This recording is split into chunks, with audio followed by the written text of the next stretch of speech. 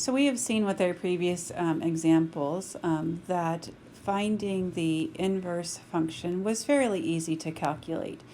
What we're going to do next is get into a group of functions where finding that inverse function is difficult or impossible to find. For that, then we will need a formula to help us calculate the derivative of the inverse of a function. Before we use that formula, though, it's very helpful to know where that derivative formula comes from. The basic premise for inverse functions, or one of the basic premises of inverse functions, is that a function composed with its inverse is x, and likewise, f inverse composed with f of x is also x. To derive our formula, we're going to focus on the left side right here. What we're going to do is we're going to take the derivative of each side. In order to take the derivative of the left side, you must use the chain rule.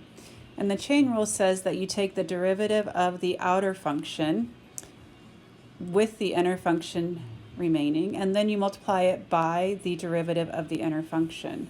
So what we're going to do is we're going to take f prime, leave the inside function alone, which is the inverse.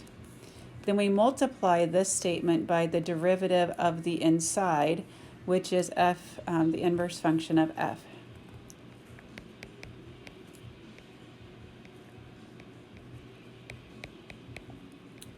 So that's the derivative of the inverse function of x. On the left-hand side, we also take the derivative of x, which is 1. So I have taken the derivative of the left-hand side and the derivative of the right-hand side, both with respect to x. Again, on the left-hand side, I had to use the chain rule. From here, we're just going to solve for the inverse function's derivative, which is this right here. We're going to solve for that.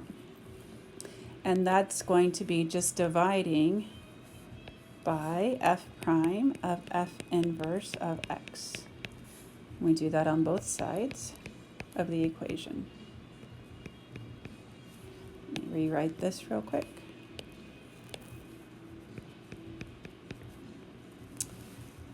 All right, so we'll have the inverse function's derivative at x is 1 over f prime of f inverse of x. And this is the formula that is presented on the slide.